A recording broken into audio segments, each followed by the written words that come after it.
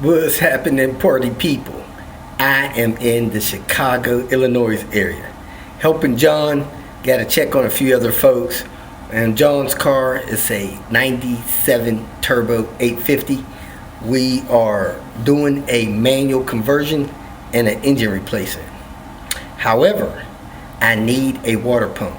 None of the dealers around here has a water pump in stock. How they running the business with no water pumps?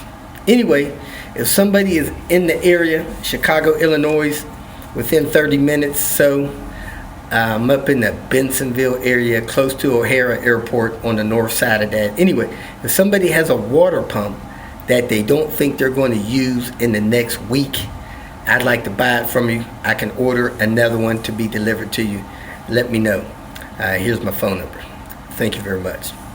Other than that, I'm going to be knee deep in that engine swap, tearing that car apart today, and then probably, hopefully, start putting that thing together tomorrow, providing that I find a water pump. If not, we're going to have to do something else about that water pump situation. I'm going to do another video of the importance of checking the engine oil in the car. That is something that you need to stay on top of. I talk to people all the time and see cars all the time that have low oil in them. I don't understand, That's the only thing you got to check all the time on your car. Make sure it's got oil. People, check your oil. I mean, cars use oil, leak oil. People don't know that their oil is leaving the oil sump. Sometimes it's leaking. You may not see it while it's parked. Most of the time on these old Volvos, it's going out the tailpipe. However, the catalytic converter is doing its job. It's grabbing all that oil vapor that's leaving. You don't see it smoking. It's not smoking enough to leave a big cloud behind the car. It may be smoking enough for the person behind you to see it smoke when you blast off to get on the highway, but it may not be smoking enough that you can see it. Check your oil. If your oil level's low, keep filling oil in there until you see it on the dipstick. There's a video linked in the comments below how to properly check your oil. You don't have to listen to the rant, but do see that if there's none on the dipstick, you may be 2, 3, 4 quarts low, destroying the engine.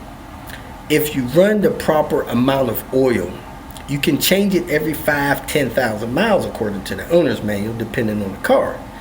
If you're running it 2 quarts low, you need to change it twice as soon. So instead of 5,000 miles, you need to change it every 1,000 or 2,000 miles, because you're not running enough oil in there to properly condition the seals, keep everything lubricated, yada, yada, yada. People, check your oil.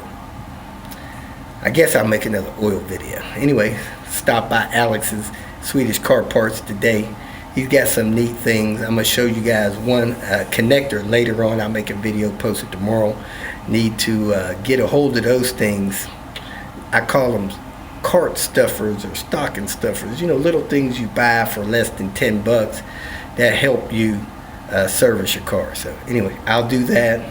And if you're in the area, holler. Maybe we could have lunch, dinner, something like that, and take care of some things. Oh, before I forget, if you have a 240 that has one of those covers that covers the vent, it's a snow cover, stop stuff from falling down in the vent in front of the windshield.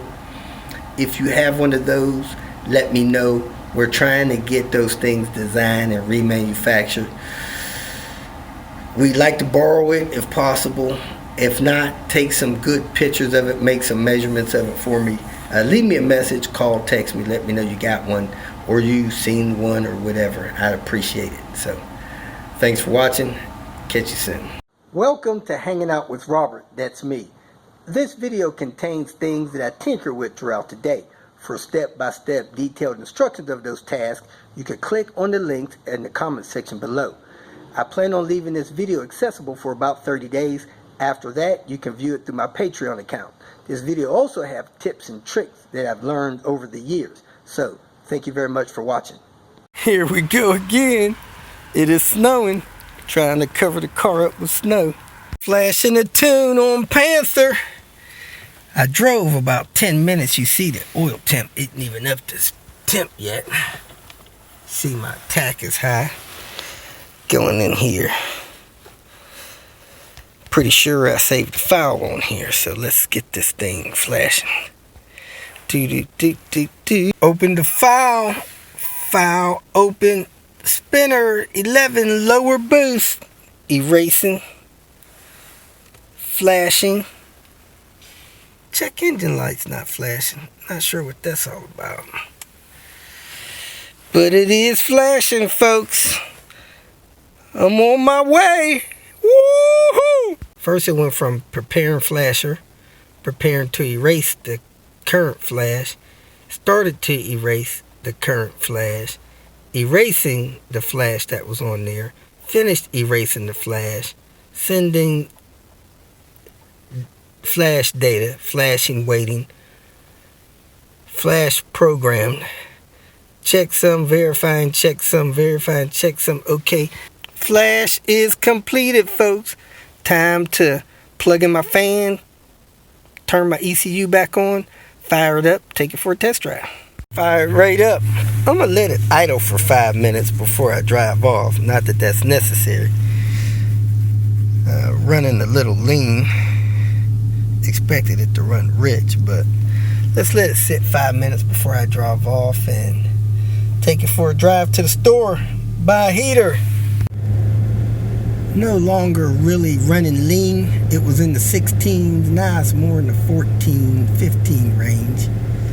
So that's better.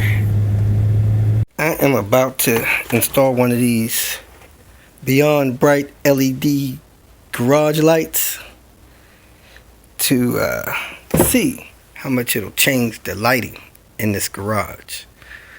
From this to this. It's a different kind of lighting. I guess it's brighter. Not as bright as I thought it would be, because I had a LED bulb in there. But this is brighter. I can see around better. Got a heater for the garage. Right now it is 7 o'clock.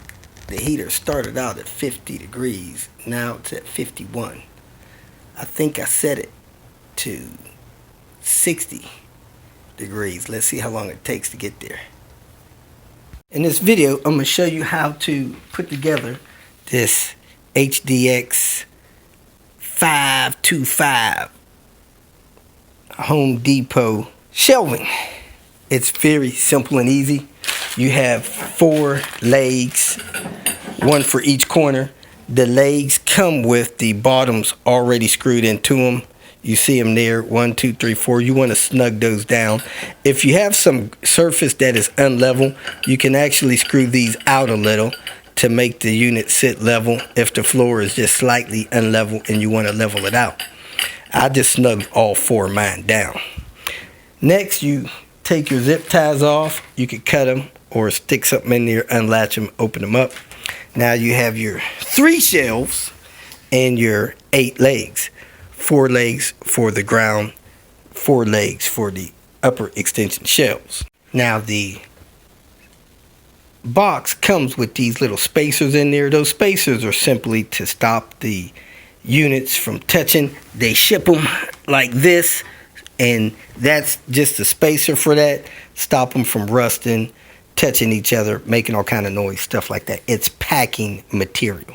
Don't worry about that. In this package, you have a set of supports for each shelf. Let me show you how these work. They're pretty simple and easy to use. 2 of these. They say top. You take one of these shelving units and they have marks on here so you could decide how high you want this shelf. You could get it close to the ground or you could put it up that high. At any rate, you put one of these on here at the height you want it to be at. It kind of will fall in place on those lines. It has little lines in here that helps them keep a certain height. You take 2 of them, put them somewhat together. That's the height that you're going to have it. So my bottom shelf is going to be 1, 2, 3, lines off of the bottom. The next line is barely hid. You can see it in the crack there. So I want to make all 4 of these the same height. You could put them the same height on the table, because once you set these in place, then you slide the shelf over there. The shelf will begin to come over here, press in here, and it'll stop. These are wedges. And then you tap the shelf down on there so that that shelf is firm at that height. Let me get these other 3 set up like that one is. Now that I have all 4 of these at the same height, those things in place, I want to take a shelf, and you want the writing up. I take this and I push the shelf through like that, and that will press in there. I'm going to install all 4 of those just like that.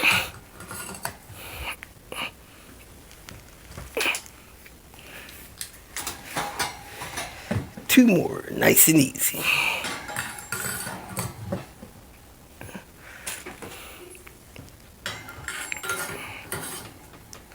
Now I want to check it, make sure that's the height I want it in. And if it's the height I want it in, I want to pound down on it with my foot or get a rubber mallet. Pound down on them. That secures those in place.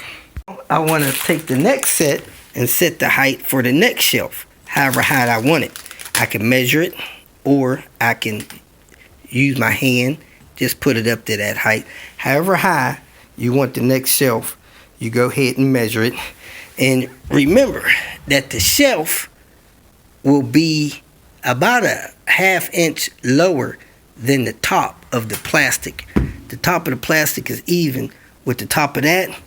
So if I want my next shelf to be 8 inches up, it's going to be right, the top of this plastic is going to be real close to that. So let me go ahead and set my next ones right about here, which is 2, 3, 4 lines down. I have all 4 corners at the same height. I'm going to take my next shelf, set it upright, slide it down over the metal bars, and slide them down until they fit over the plastic things, and then I could tap them with a mallet or push my weight down on them to get them set. And then I want to screw my extension bars on, set my next height for my next shelf. When you go to place your shelving on top of these holes, if for some reason the hole don't line up, just bend the bar, push the bar in place so that it falls down over there, and then press your unit down on it. Real easy. If for some reason you don't like the height you have set, go ahead and just lift the shelf back off of each corner, lift them up, and reposition your plastic supports. When you put these extension bars in, just set them on there and screw them in by hand. There's no need to use any kind of tool to secure these. Hand tight is tight enough. And that's it. The whole shelving unit is put together. There's really no reason to remove the top shelf to reposition the other 2. You just have to break that one loose, move the spacers up or down, and then re-secure it. But nice, easy shelving unit. And that's it. Just do them one shelf at a time. This is a 3 shelf unit, so I got 3 different heights I can set them at. But you want to do your last one at the top. And as you can see, there's plugs already in the top of the top shelf. So there you have it. If you got any questions, go ahead and post them. Thanks for watching. It's been about 45 minutes. The heater is saying it's only 52 degrees in here. So that heater is not heating up this garage very fast. Not cold in here, but it's not very warm. If you were unfortunate enough to put the cylinder head on without putting that water gasket on there to this coolant pipe that goes behind the timing belt cover on the back side of the engine, there is a little bit of hope. The hope is that you can access this bolt right here that is located under the exhaust manifold. Now, I don't know how you could get a tool on that, but if you could somehow get a tool on that 10 millimeter and unscrew that 10 millimeter, you can take this coolant pipe that runs across, this crossover coolant pipe, and rotate it just enough in the back of the water pump, pivot it down this way. You can slide a gasket in there, pivot it back up, and put those two 10 millimeter bolts back in there. However, if you can't get to that bolt, the only way to access it is to pull the exhaust manifold. Maybe easier than pulling the head and cheaper than pulling the head, but that's your option. Remove that bolt, pivot that pipe, install the gasket, put the bolts in the gasket, put the bolt back in the pipe, and you'll be good to go. Now you have a lower radiator hose connected there. You get a coolant hose connected to the turbo here. If you have a turbo car, you have a heater hose connected to the firewall there. However, those hoses should fluctuate enough to let you get that pipe twisted enough to get that gasket in there. To get a 1/2 inch space in that area, you only got to turn this thing a little bit. At worst, you could drain the coolant and take that lower radiator hose loose from there. Hope that helps. If you feel that this information was useful, please like it and share it with your social media friends. You can subscribe to my channel so that you will get notifications of future videos that I post. You can follow me on Twitter, and if you need to contact me directly, please visit my website. And if you have any questions, leave them below, and someone or myself will reply to them. Again, thank you very much for watching.